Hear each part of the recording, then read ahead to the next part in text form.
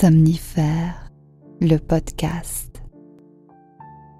La non-existence des extraterrestres est une idée bien plus dérangeante que celle de leur existence. Quel vertige! Et en même temps, quelle responsabilité! C'est peut-être cela le message le plus subversif et le plus ancien. Nous sommes peut-être seuls dans l'univers, et si nous échouons, il n'existera plus rien nulle part. Écrit Bernard Werber.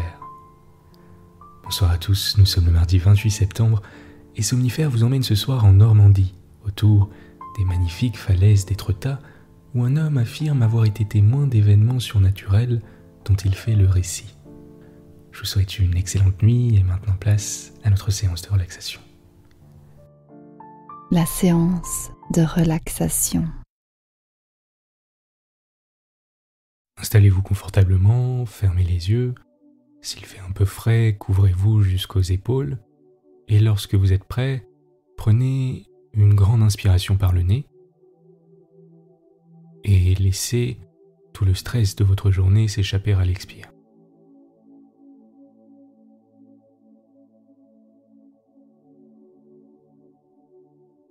À nouveau, une grande inspiration par le nez, gonflez le ventre à l'inspire et expirez par la bouche.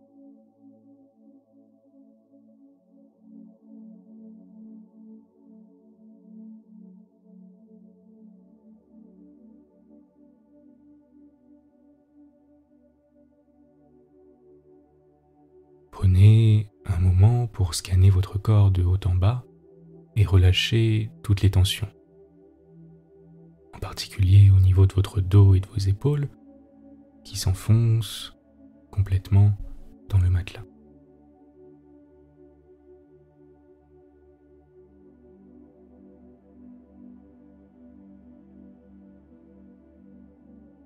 À présent, observez les appuis de votre corps contre le matelas, tout en concentrant votre attention sur votre respiration qui devient calme et sereine.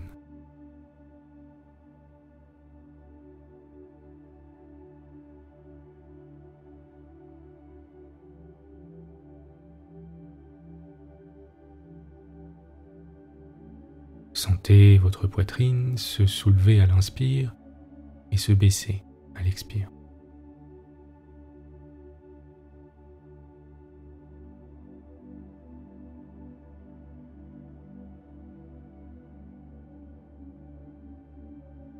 Portez maintenant votre attention sur les orteils de votre pied droit, alors que vos pieds et vos chevilles sont complètement relâchés.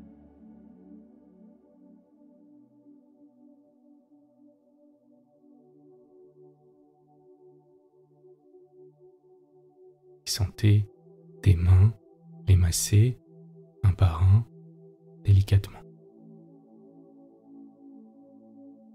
D'abord votre gros orteil droit,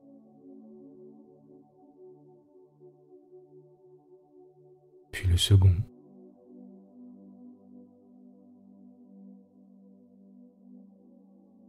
le troisième,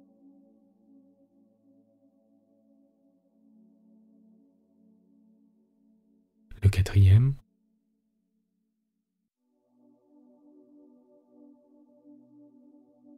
et enfin le petit orteil.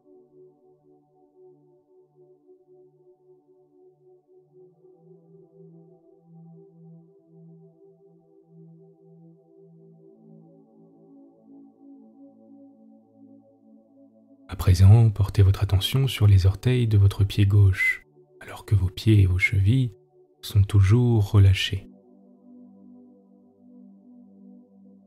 Et sentez des mains les masser un par un à leur tour, en douceur.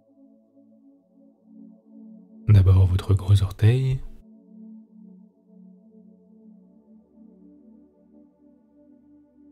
puis le second,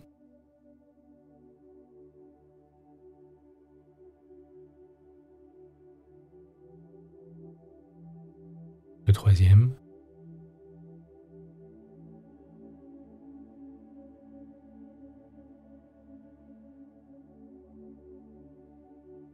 le quatrième,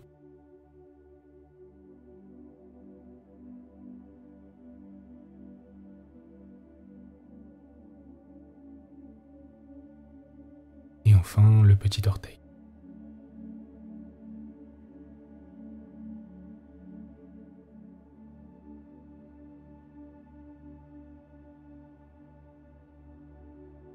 Ces mains, qui peuvent être les vôtres ou celles de quelqu'un d'autre, peut-être des mains d'homme ou alors des mains de femme, commencent à présent à vous masser la plante des pieds, de haut en bas, de bas en haut,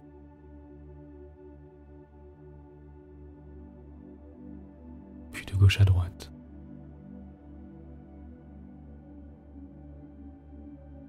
En dessinant des petits cercles et en appliquant des pressions légères et agréables.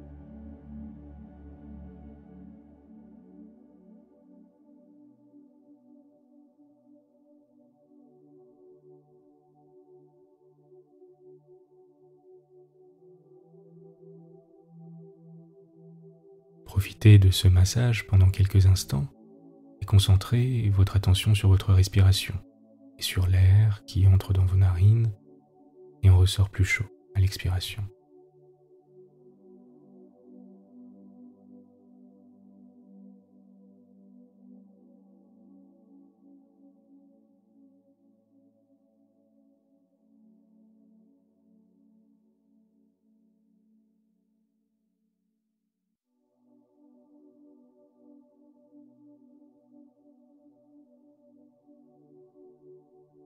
Les mains montent lentement au niveau de vos chevilles et de vos mollets et continuent de vous masser agréablement.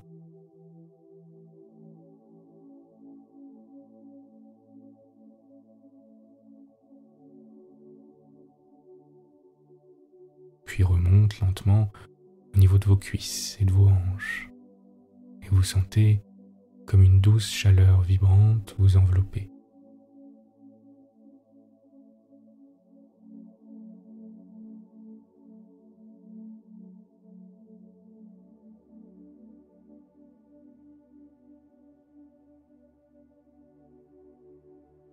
Quand vous êtes prêt, prenez une profonde inspiration par le nez, gonflez vos poumons et votre ventre simultanément et expirez toutes les tensions et les émotions indésirables, alors que vous sentez votre corps s'enfoncer davantage dans le matelas.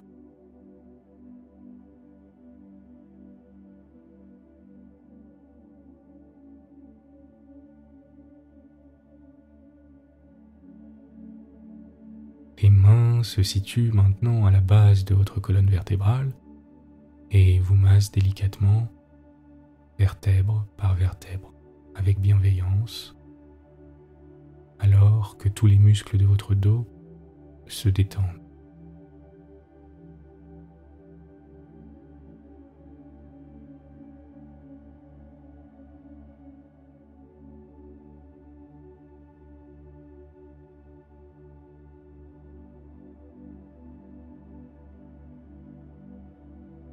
Les mains sont maintenant au niveau du haut de votre dos et s'attardent sur vos trapèzes qui ont accumulé beaucoup de tension en appliquant des pressions agréables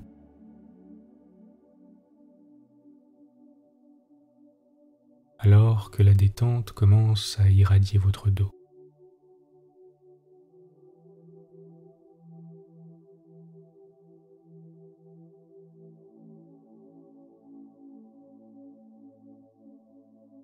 Prenez un moment pour profiter de ce massage au niveau de vos trapèzes, tout en recentrant votre attention sur votre respiration, et notez comme c'est agréable.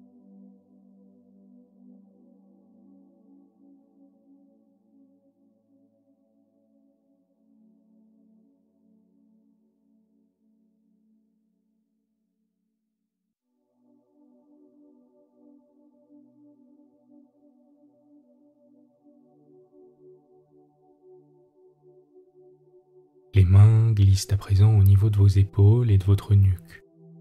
L'une vient se placer sur votre épaule gauche, l'autre sur votre épaule droite, et vous masse en même temps de haut en bas.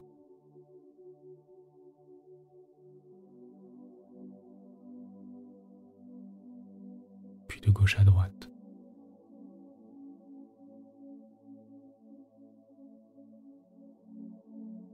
puis en faisant des petits cercles.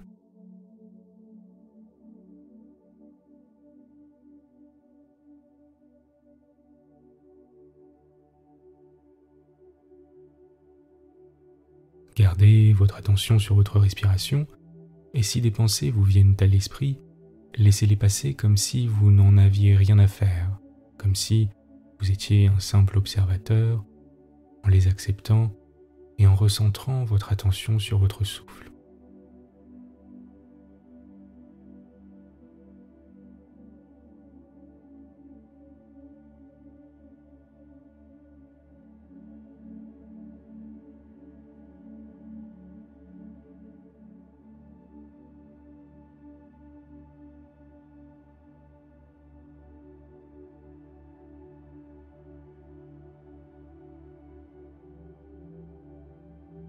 Les mains remontent le long de votre nuque jusqu'à votre cuir chevelu, qu'elles se mettent à masser doucement, alors que votre visage et votre mâchoire sont complètement relâchés.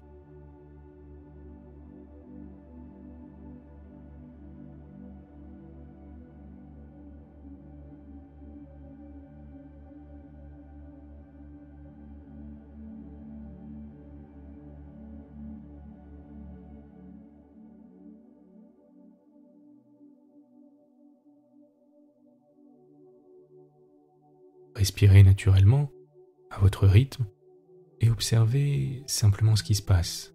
Observez vos sensations, notez votre état de calme mental, comme c'est agréable.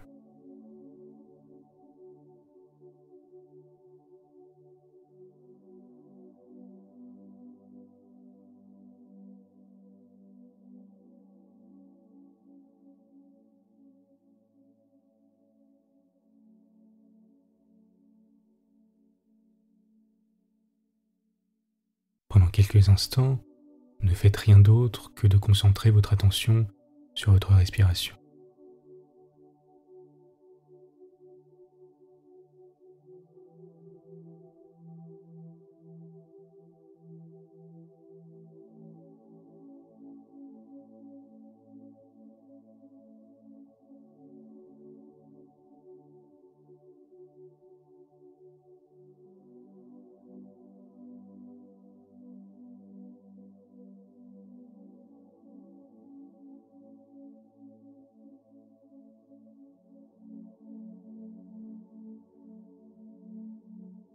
Vous êtes calme et détendu.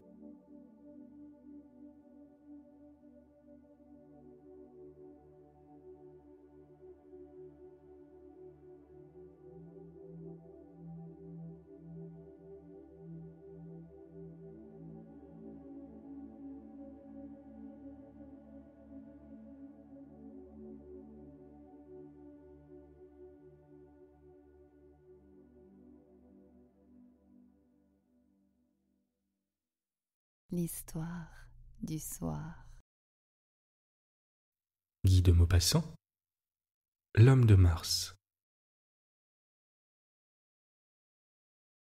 J'étais en train de travailler quand mon domestique annonça « Monsieur, c'est un monsieur qui demande à parler à un monsieur.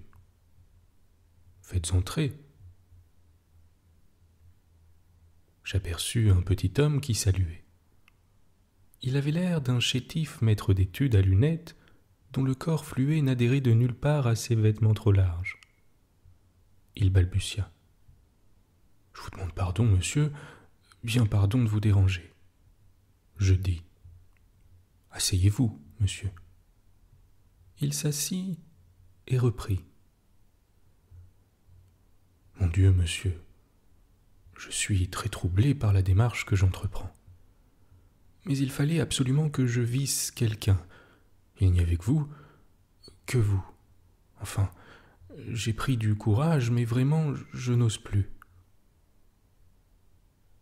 « Osez donc, monsieur. » »« Voilà, monsieur, c'est que, dès que j'aurai commencé à parler, vous allez me prendre pour un fou. » »«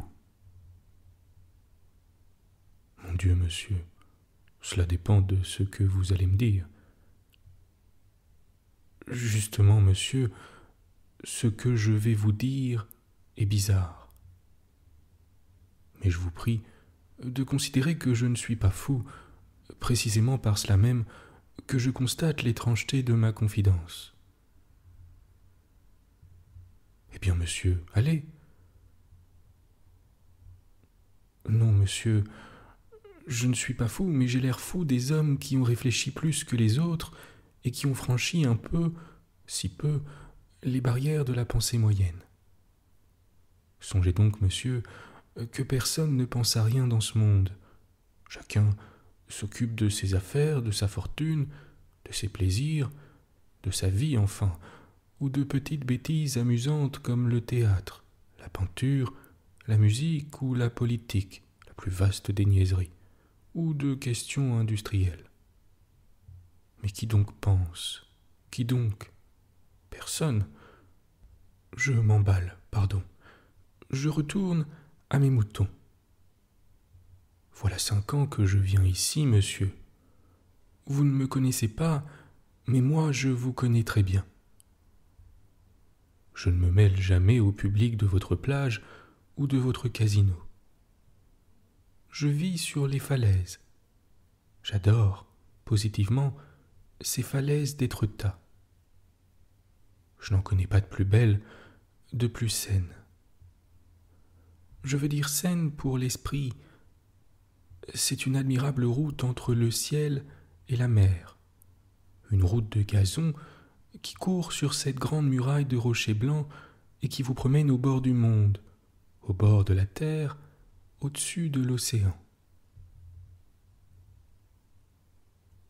Mes meilleurs jours sont ceux que j'ai passés, étendus sur une pente d'herbe, en plein soleil, à 100 mètres au-dessus des vagues, à rêver. Me comprenez-vous? Oui, monsieur, parfaitement. Maintenant, voulez-vous me permettre de vous poser une question? Posez, monsieur. Croyez-vous que les autres planètes soient habitées? Je répondis sans hésiter et sans paraître surpris. Mais certainement, je le crois. Il fut ému d'une joie véhémente, se leva, se rassit, saisi par l'envie évidente de me serrer dans ses bras, et il s'écria: « Ah, quelle chance, quel bonheur, je respire. Mais comment ai-je pu douter de vous? Un homme ne serait pas intelligent s'il ne croyait pas les mondes habités.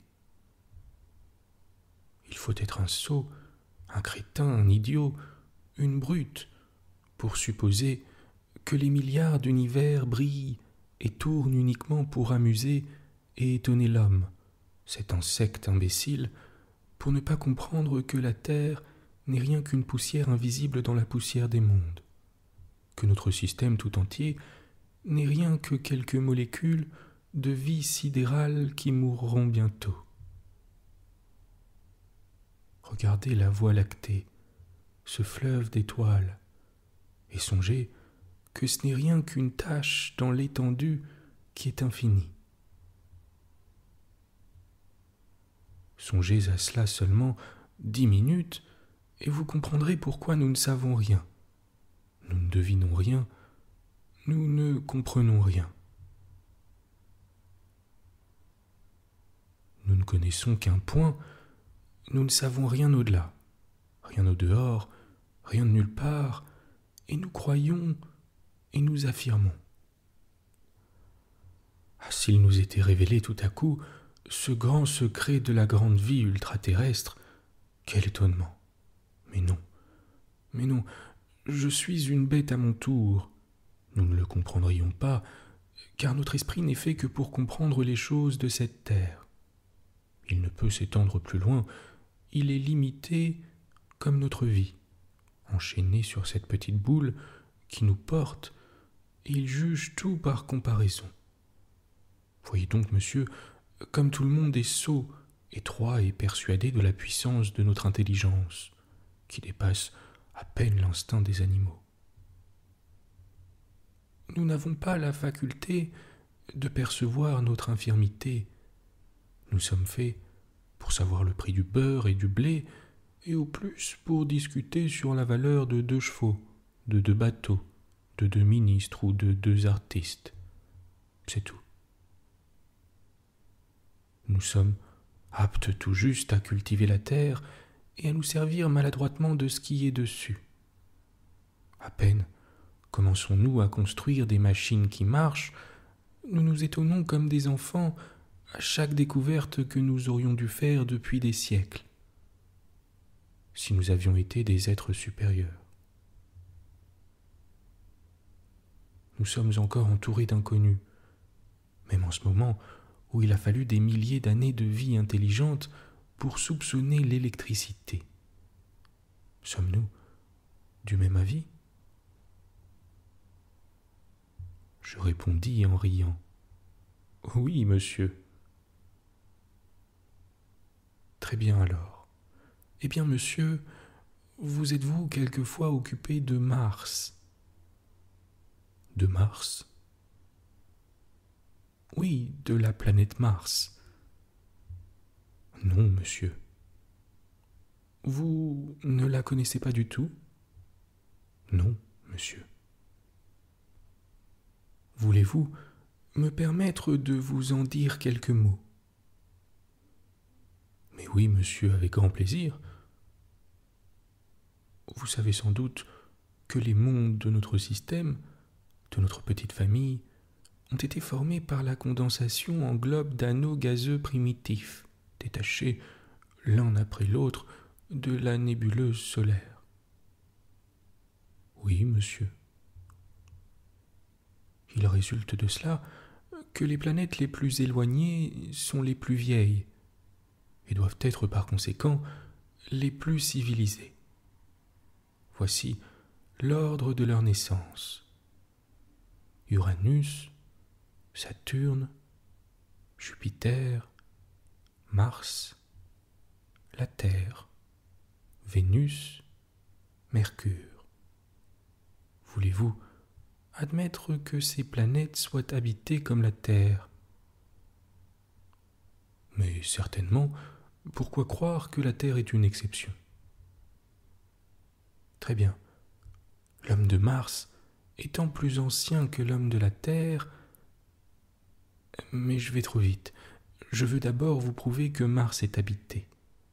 Mars présente à nos yeux à peu près l'aspect que la Terre doit présenter aux observateurs martiaux.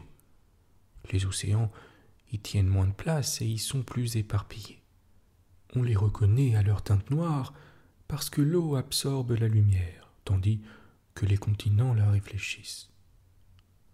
Les modifications géographiques sont fréquentes sur cette planète et prouvent l'activité de sa vie. Elle a des saisons semblables aux nôtres, des neiges aux pôles que l'on voit croître et diminuer suivant les époques. Son année est très longue, 687 jours terrestres, soit 668 jours martiaux, décomposés comme suit. 191 pour le printemps, 181 pour l'été, 149 pour l'automne et 147 pour l'hiver. On y voit moins de nuages que chez nous, il doit y faire par conséquent plus froid et plus chaud. Je l'interrompis. Pardon, monsieur, Mars étant beaucoup plus loin que nous du Soleil, il doit y faire toujours plus froid, me semble-t-il. Mon bizarre visiteur s'écria avec une grande véhémence. Erreur, monsieur, erreur, erreur absolue. Nous sommes, nous autres, plus loin du soleil en été qu'en hiver. Il fait plus froid sur le sommet du Mont Blanc qu'à son pied. Je vous renvoie d'ailleurs à la théorie mécanique de la chaleur de Helmholtz et de Schiaparelli. La chaleur du sol dépend principalement de la quantité de vapeur d'eau que contient l'atmosphère. Voici pourquoi. Le pouvoir absorbant d'une molécule de vapeur aqueuse est 16 000 fois supérieur à celui d'une molécule d'air sec. Donc la vapeur d'eau est notre magasin de chaleur, et Mars ayant moins de nuages doit être en même temps beaucoup plus chaude et beaucoup plus froide que la Terre. Je ne le conteste plus. Fort bien. Maintenant, monsieur, écoutez-moi avec une grande attention. Je vous prie. Je ne fais que cela, monsieur. Vous avez entendu parler des fameux canaux découverts en 1884 par monsieur Schiaparelli? Très peu. Est-ce possible? Sachez donc qu'en 1884, Mars, se trouvant en opposition, est séparé de nous par une distance de 24 millions de lieues seulement. Monsieur Schiaparelli, un des plus éminents astronomes de notre siècle, et un des observateurs les plus sûrs, découvrit tout à coup une grande quantité de lignes noires, droites ou brisées, suivant des formes géométriques constantes, et qui unissaient à travers les continents les mers de Mars. Oui, monsieur, des canaux rectilignes, des canaux géométriques, d'une largeur égale sur tout leur parcours, des canaux construits par des êtres. Oui, monsieur, la preuve que Mars est habité, qu'on y vit, qu'on y pense, qu'on y travaille, qu'on nous regarde. Comprenez-vous? 26 mois plus tard, lors de l'opposition suivante, on a revu ces canaux, plus nombreux. Oui, monsieur, et ils sont gigantesques, leur largeur n'ayant pas moins de 100 kilomètres. Je souris en répondant. 100 kilomètres de largeur, il a fallu de rudes ouvriers pour les creuser. Oh, monsieur, que dites-vous là? Vous ignorez donc que ce travail est infiniment plus aisé sur Mars que sur la Terre, puisque la densité de ces matériaux constitutifs ne dépasse pas le 69e des nôtres. L'intensité de la pesanteur y atteint à peine le 37e de la nôtre. 1 kilogramme d'eau n'y pèse que 370 grammes. Il me jetait des chiffres avec une telle assurance, avec une telle confiance de commerçant qui sait la valeur d'un nombre, que je ne pus m'empêcher de rire tout à fait, et j'avais envie de lui demander ce que pèsent sur Mars le sucre et le beurre. Il remua la tête. Vous riez, monsieur. Vous me prenez pour un imbécile, après m'avoir pris pour un fou. Mais les chiffres que je vous cite sont ceux que vous trouverez dans tous les ouvrages spéciaux d'astronomie. Le diamètre de Mars est presque moitié plus petit que le nôtre. Sa surface n'a que les 26e de celle du globe. Son volume est 6 fois et demi plus petit que celui de la Terre, et la vitesse de ces 2 satellites prouve qu'elle pèse 10 fois moins que nous.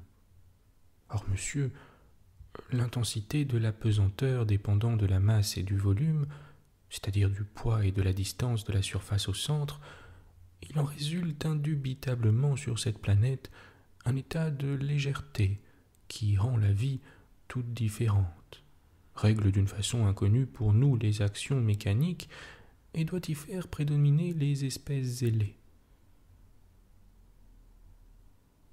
Oui, monsieur, l'être roi sur Mars a des ailes.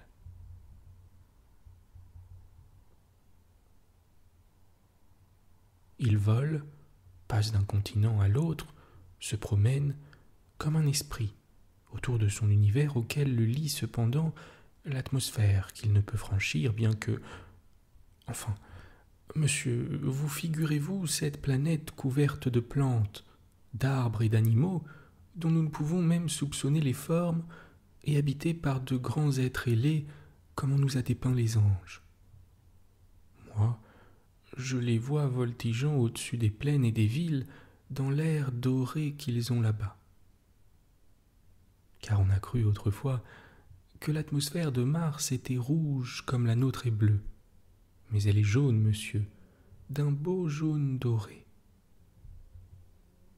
Vous étonnez-vous maintenant que ces créatures-là aient pu creuser des canaux larges de 100 kilomètres.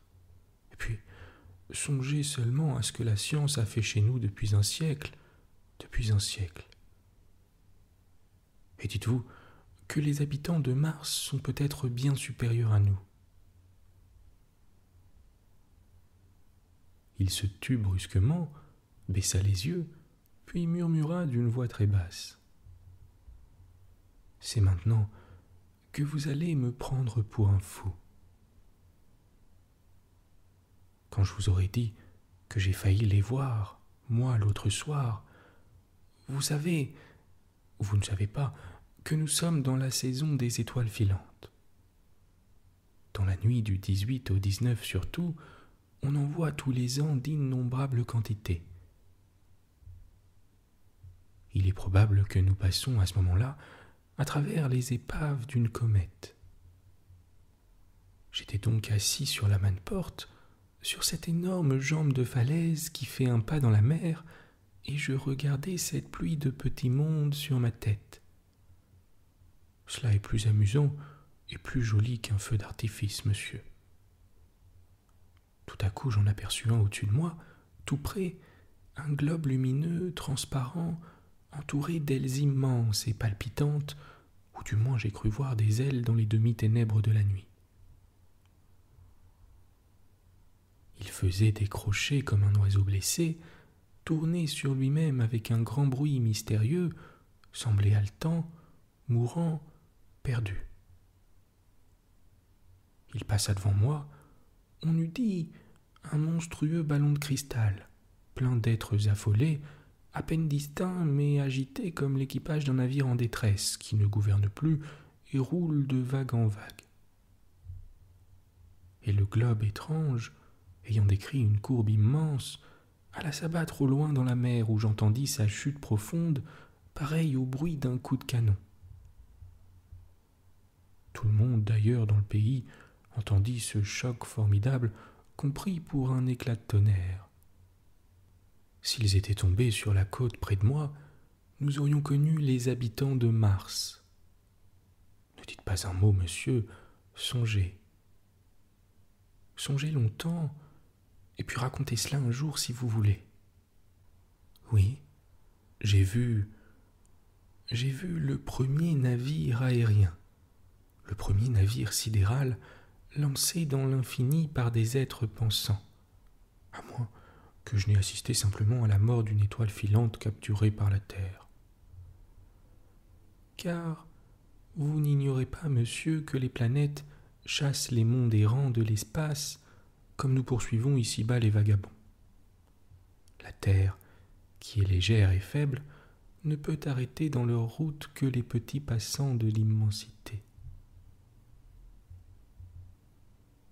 Il était levé, exalté, délirant, ouvrant les bras pour figurer la marche des astres.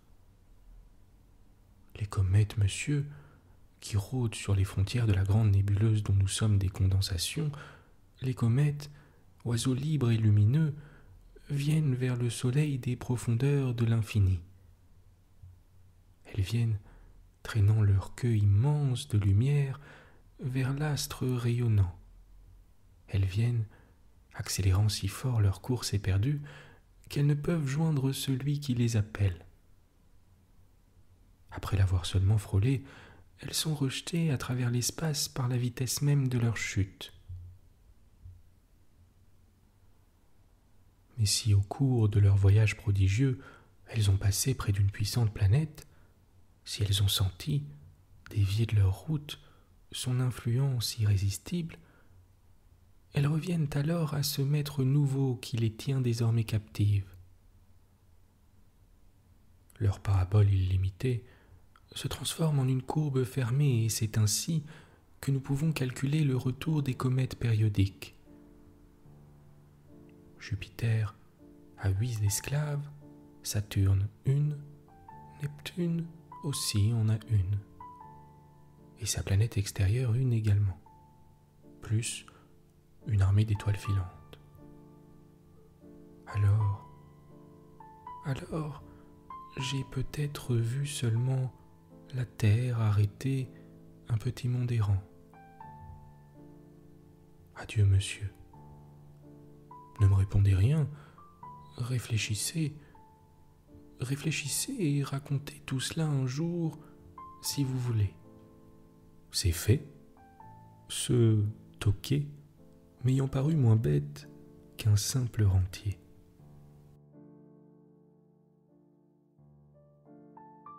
Bonne nuit. Bonne nuit.